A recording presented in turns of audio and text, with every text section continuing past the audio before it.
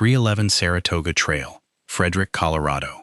A house with a two-car garage, a swing set out back, and a live, laugh, love sign in the kitchen. It looked like every other house on the street.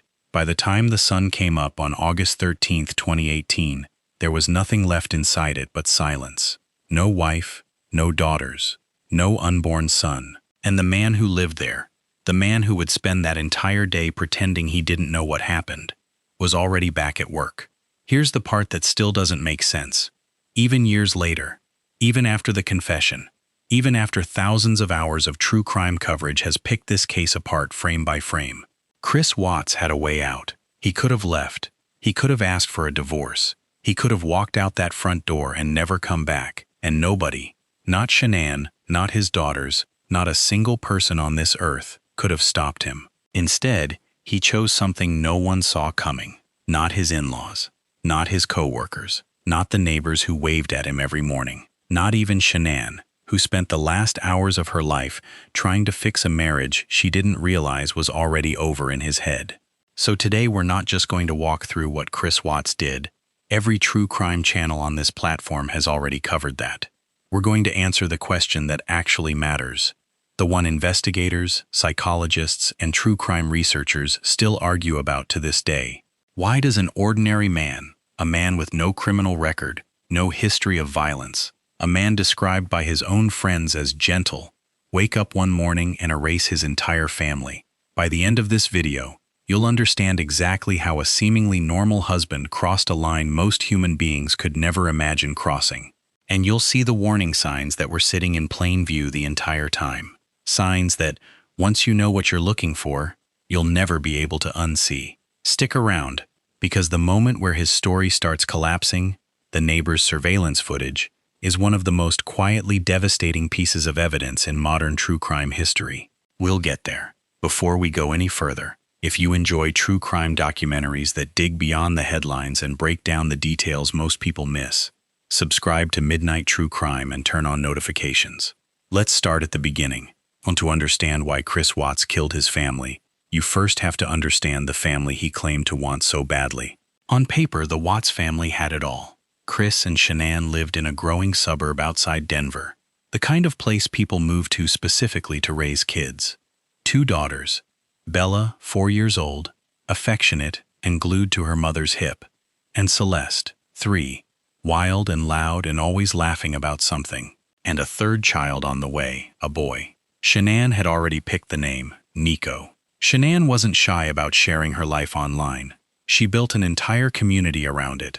Daily videos, pregnancy updates, family vacations, birthday parties, the small chaotic moments that come with raising 2 toddlers. To the thousands of people who followed her, the Watts family wasn't just picture perfect. It felt real, relatable, the kind of family you rooted for. And Chris was the guy standing just outside the frame, quiet, steady. The dad who showed up to birthday parties with an easy smile and didn't say much. Co-workers at the oil company where he worked described him the same way, almost word for word, when investigators started asking questions. Quiet, easygoing, not the kind of guy who lost his temper. Nobody used the word dangerous. Nobody used the word capable. That word, capable, is the one that haunts this case. Because on the surface, Chris Watts wasn't. It's worth pausing on why that word matters so much. When true crime cases involve someone with a documented history, prior violence, a pattern of threats, a criminal record, there's an uncomfortable kind of comfort in that. It lets viewers, and honestly investigators too, draw a line between people like that and everyone else. It lets us believe the warning signs are always visible if you just know where to look. Chris Watts breaks that comfort completely. There was no prior history, no documented pattern, no red flags substantial enough that anyone in his life felt the need to act on them. And that's precisely why this case has been picked apart in criminology courses, psychology papers, and true crime communities for years, because it forces an uncomfortable question. If the warning signs here were this invisible, how would you know if they were happening right next door to you, right now? That's exactly why this case is still being dissected years later. When people picture a family annihilator, and yes, that's the term investigators and psychologists actually use for a parent who kills their entire family, They picture warning signs, a temper, a history of control, threats, violence somewhere in the past. Chris Watts had none of that. At least, none that anyone could see. So if the marriage looked fine, if the family looked happy, if nobody who knew them saw this coming, then something was happening behind that front door that the rest of the world never got to witness. And piece by piece, investigators started finding it. Here's the first crack in the picture, and it's the one that's easiest to point to, which is exactly why it's also the most misleading. Years before the murders, Chris and Shanann had already filed for bankruptcy once, and even after that, the debt kept building. Credit cards, a mortgage that stretched them thin. The kind of financial pressure that doesn't announce itself with one big crisis. It just sits there, quietly, in the background of every single day. From the outside, none of it showed. The house looked good. The vacations looked good. The Instagram feed looked good, but the numbers behind it told a very different story. Now, I want to be careful here, because this is where a lot of true crime content gets lazy. It's tempting to say, the family was broke, and that's why he did it. It's a clean, simple explanation, and it's wrong. Millions of families are drowning in debt right now, tonight, as you're watching this. They argue about money. They lie awake worrying about the mortgage. They fight. They stress. They sacrifice. They don't kill their kids. So financial pressure doesn't explain this. But it does explain something else. Something investigators would come back to again and again as they built a psychological profile of Chris. Friends and family described growing tension over money in the months before the murders. And what's notable isn't that Chris was stressed about it, it's how he responded to that stress. He didn't talk about it. He didn't push back. He didn't sit Shanann down and say, "We need a plan." He went quiet. He withdrew. Hold on to that detail, because it's going to come up again in about 10 minutes. And when it does, it's going to matter a lot more than it does right now. Because the story investigators eventually pieced together isn't about a man who exploded under pressure. It's about a man who never dealt with pressure at all. He just kept absorbing it until something else offered him a way to make it disappear entirely. Think about how that actually works in a real relationship. When one partner won't talk about money, the other partner is left carrying the weight of the conversation alone. Shanann was the one raising it, the one trying to make a plan, the one pushing for honesty about where they stood financially. And Chris, by almost every account from people who knew them, was the one who went quiet, agreed to whatever kept the peace in the moment, and then went right back to avoiding it. That's not a red flag on its own. Plenty of people hate talking about money, but it becomes something else entirely when you place it next to everything that comes later. Because a man who won't confront a financial conversation with his wife is, by definition, a man who resolves conflict by disappearing from it rather than facing it. Keep that pattern in your head. We're going to see it again and again. And by the end of this video, it's going to look less like a personality quirk and a lot more like the blueprint for everything that followed. In the summer of 2018, Chris Watts started a relationship with a coworker named Nicole Kessinger. If you've watched enough true crime, you already know where this usually goes. Struggling marriage, an affair, a husband fantasizing about a different life. It's one of the most common stories in this entire genre. But here's where this case takes a turn that separates it from the thousands of ordinary affairs that happen every single day and never end in tragedy. For Chris, this wasn't just an escape from a bad marriage. It was the blueprint for an entirely new identity. As the relationship deepened, people close to Chris noticed something strange.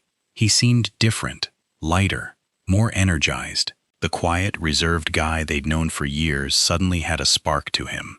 He was making plans, talking about the future, exploring a version of his life that didn't include debt, didn't include a fourth child on the way, didn't include the responsibilities waiting for him back at 311 Saratoga Trail.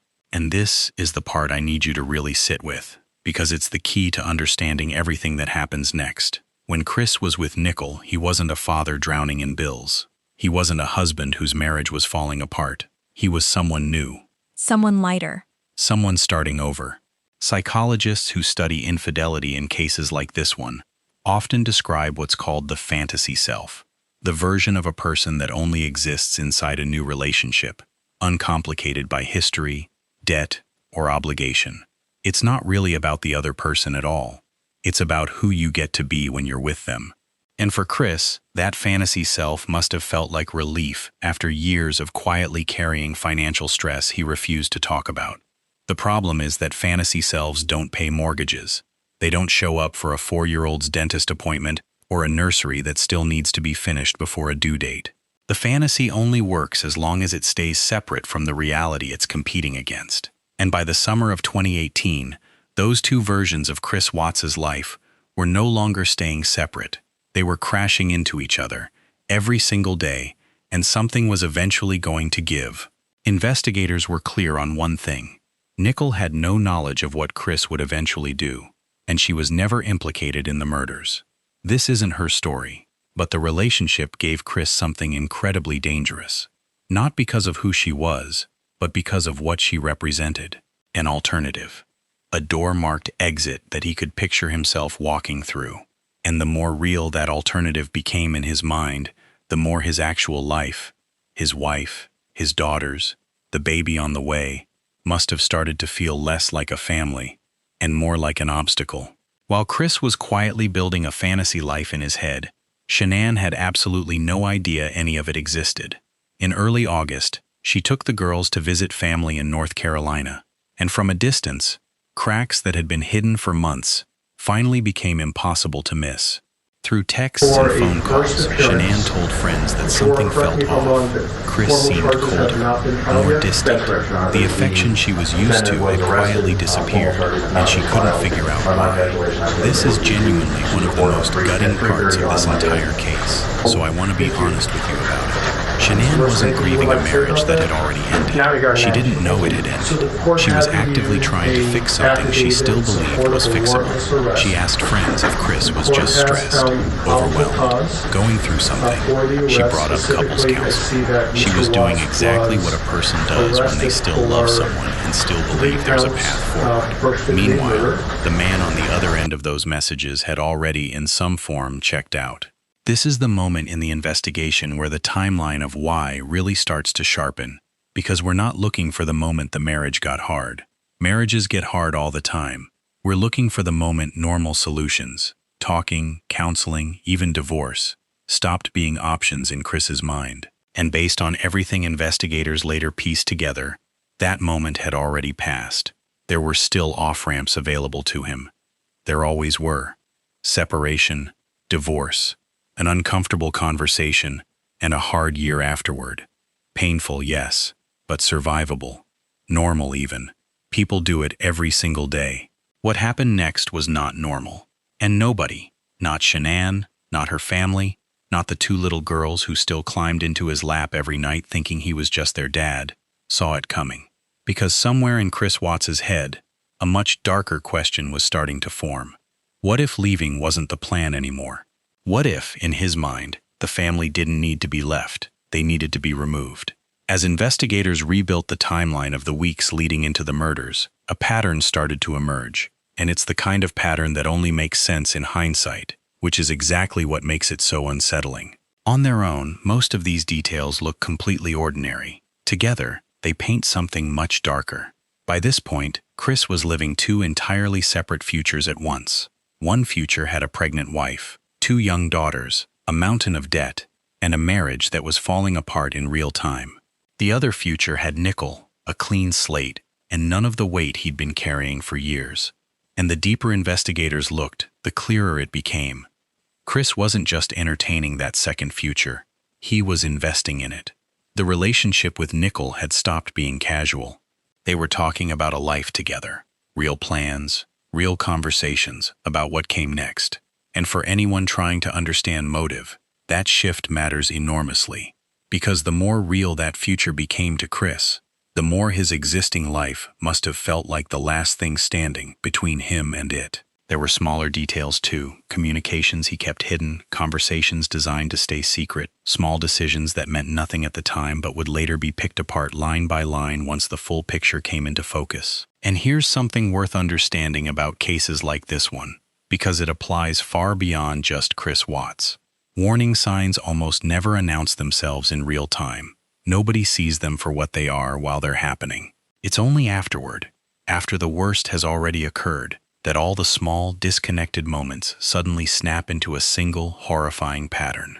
Behavioral experts who study family annihilation cases point to a specific cluster of pre-crime indicators. Not any single one of them predicts violence on its own, but when you see several of them stacking up together, future-focused fantasy thinking, emotional detachment from the family, secretive behavior, a growing rejection of existing responsibilities, that combination is exactly what investigators look for after the fact. And it's exactly what they found in Chris Watts. There's actually a broader category here worth understanding, because it shows up in case after case like this one.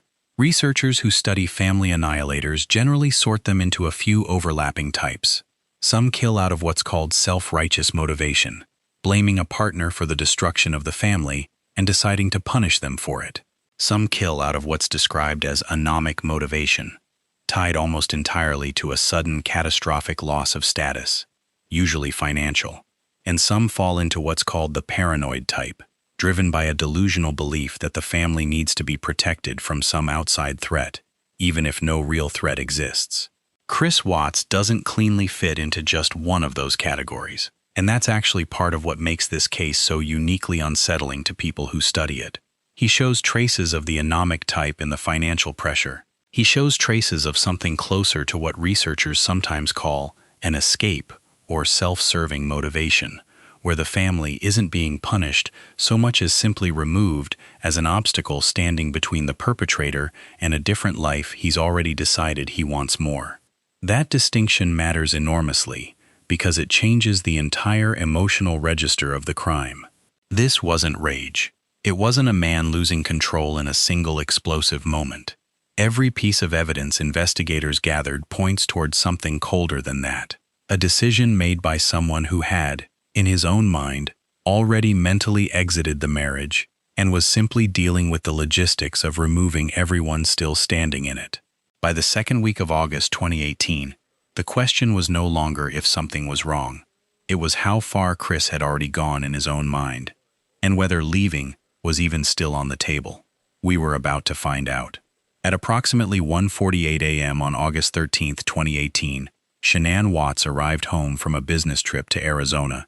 Security footage caught her walking toward the house, suitcase in hand, coming home after days away from her daughters. It's the last confirmed footage of her alive.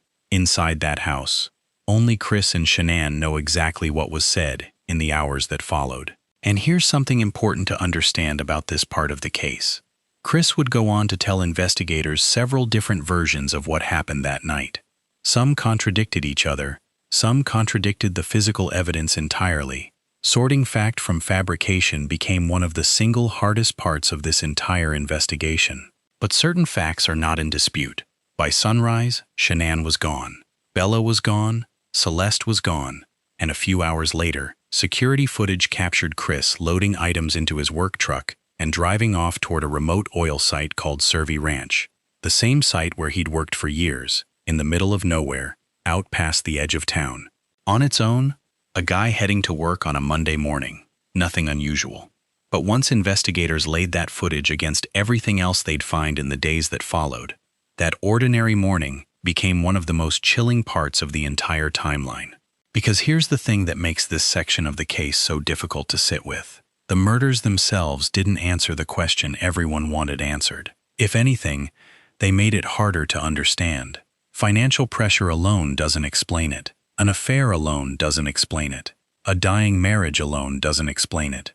And yet, sometime during those early morning hours, Chris Watts crossed a line that most human beings could never imagine crossing, let alone actually cross. By the time investigators reconstructed it all, one theory rose above the rest.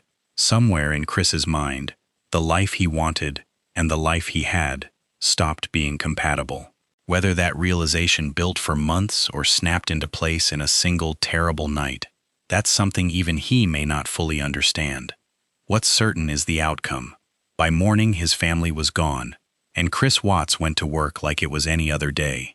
When Shanann stopped answering calls and texts later that day, worry turned into alarm fast. Friends started reaching out to each other, then to police. Within hours, Officers were standing in the Watts' driveway for a welfare check, and within hours after that, Chris Watts was standing in front of television cameras, playing the role of a desperate husband, begging for his family to come home. At first, it worked. He looked shaken. He sounded scared. If you go back and watch that press conference footage today, knowing what you know now, it's genuinely one of the most unsettling things you'll ever watch, because you're watching a man perform grief for the family he already knew was gone. But investigators weren't buying it. Not for long.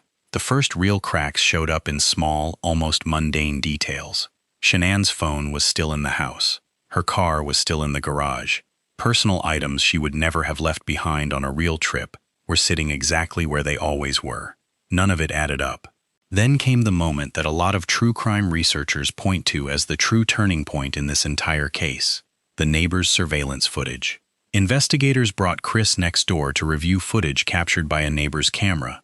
Nothing dramatic in the footage itself, just an ordinary morning caught on tape. But Chris's reaction while watching it was anything but ordinary. The calm, composed husband suddenly looked uncomfortable, nervous, distracted in a way that didn't match anything he'd said up to that point. It was the first moment the mask visibly slipped. And from there, it only got worse for him. Investigators started digging into phone records and recent communications, and it didn't take long before they found what Chris had been hiding: the affair. Suddenly, there was a motive on the table, but only a possible motive. Because even with the affair exposed, the investigators were still stuck on the exact same question that had been haunting this case from the very beginning. Why would a man destroy his own family? The deeper they dug, the less his story held together. Then came the polygraph test. Chris agreed to take it, a decision that would end up unraveling everything. What followed became one of the most studied interrogation sessions in modern true crime, and for good reason. Investigators didn't need to yell. They didn't need to threaten. They just laid out contradiction after contradiction, evidence next to evidence, and let Chris's own story collapse under its own weight. Piece by piece, every version of events he'd offered, the confused husband, the desperate father, the innocent man caught in an unimaginable tragedy, fell apart. And eventually, he confessed. Not the full truth, not even close, at first, but enough to shatter the story he'd been telling the entire world for days. For a lot of people following this case in real time, that confession should have felt like the ending. It wasn't, because the mystery of who did it was finally solved. The mystery of why was still wide open. So after everything, the financial records, the affair, the messages, the confession, the interrogation tapes, we come back to the question that's been driving this entire video. Why did Chris Watts kill his family? And the honest answer is, there was never one single reason. It wasn't just the affair. It wasn't just the debt. It wasn't just a marriage falling apart. It was all of it, layered on top of each other, slowly pushing a man toward a decision most people genuinely cannot comprehend. The first piece is the fantasy life he built in his head. By the summer of 2018, Chris wasn't just having an affair. He was imagining an entire alternate future, one with no debt, no conflict, no responsibilities waiting for him at home. And the more attached he became to that imaginary life, the more his real one must have started to feel like a cage. The second piece is the financial pressure. Years of bankruptcy, debt, and money stress that never let up. On their own, financial problems don't create killers, but they can make an escape route look a whole lot more tempting to someone who's already looking for one. And the third piece, the one a lot of true crime analysts consider the most important, is the pattern that runs through Chris's entire life story: conflict avoidance. Over and over, the evidence points to a man who simply could not confront hard things directly. Divorce would have been painful, but survivable. Financial recovery would have taken years, but it was possible. Starting over would have meant hard conversations and real consequences. All of those options existed, every single one of them. What makes this case so disturbing isn't that Chris had no way out. It's the possibility that he chose the one option that let him avoid every single consequence at once. Not because there was no other way, but because he simply didn't want to face any of them. Put it all together, and you get a portrait of a man who spent months growing more detached from the real life in front of him. and more attached to a fantasy life that didn't actually exist. And when those two worlds finally collided in the early hours of August 13th, the result was catastrophic. There's one more factor worth naming here, even though it's less concrete than debt or an affair or a collapsing marriage, and that's the role of image. Throughout this entire case, one thread keeps reappearing. Chris Watts cared, deeply, about how he was perceived. The steady husband, the devoted father, the guy who never raised his voice. Friends and co-workers describe him almost identically, which is unusual in itself. Most people get described differently by different people in their life, because most people show different sides of themselves to different audiences. Chris apparently didn't. He showed the same calm, agreeable version of himself to almost everyone, all the time. That kind of consistency can look like stability. But some psychologists who've studied this case since have raised a different possibility, that the sameness wasn't stability at all. It was performance. A mask maintained so consistently, for so long, that even Chris himself may have lost track of where the performance ended and the real person began. If that's true, it reframes everything we've talked about so far. The affair wasn't just about Nickel. It was about access to a version of himself that didn't require performing anymore. The conflict avoidance wasn't just a communication style. It was a survival strategy for protecting an image he'd built his entire identity around. And the murders themselves, as horrifying as this is to consider, may have been the most extreme version imaginable of the same instinct that had governed his whole adult life. When reality threatens the image, remove the reality. It doesn't answer every question. Some parts of what happened inside Chris Watts's mind that night may never be fully understood, even by him. But it's the clearest explanation investigators, psychologists, and true crime researchers have ever managed to piece together. Even after Chris Watts pleaded guilty, the conversation around this case never really stopped. In later prison interviews, he offered new details, new versions, new angles on a story that already had too many versions to count. Some of it lined up with what investigators already believed. Some of it raised entirely new questions. That's part of why this case still gets talked about, dissected, and debated years after it happened. Some people are convinced the affair was the driving force. Others point to the financial pressure. Others focus on the psychological profile of family annihilators as a category, and where Chris fits into it. The truth is, some parts of what was going on in his head may simply never be fully known. A confession tells you what happened. It doesn't always tell you why. But if there's one thing this case makes painfully clear, it's this. Chris Watts was never trapped. He wasn't backed into a corner with no options. At every single stage, the debt, the affair, the dying marriage, there were paths available to him. Difficult ones, painful ones, but real ones. The most honest explanation isn't that he snapped in a single moment of rage. It's that, slowly, over months, he became more committed to a fantasy than to the family standing right in front of him. And when that fantasy finally collided with reality, he chose destruction over accountability. That's what makes this case so difficult to shake. Not just the crime itself, but how invisible the warning signs were, until it was already far too late to matter. And that's really the lesson underneath everything we've covered today, if there is one. This case gets studied and rewatched and debated, not because it's uniquely gruesome by true crime standards. Unfortunately, it isn't.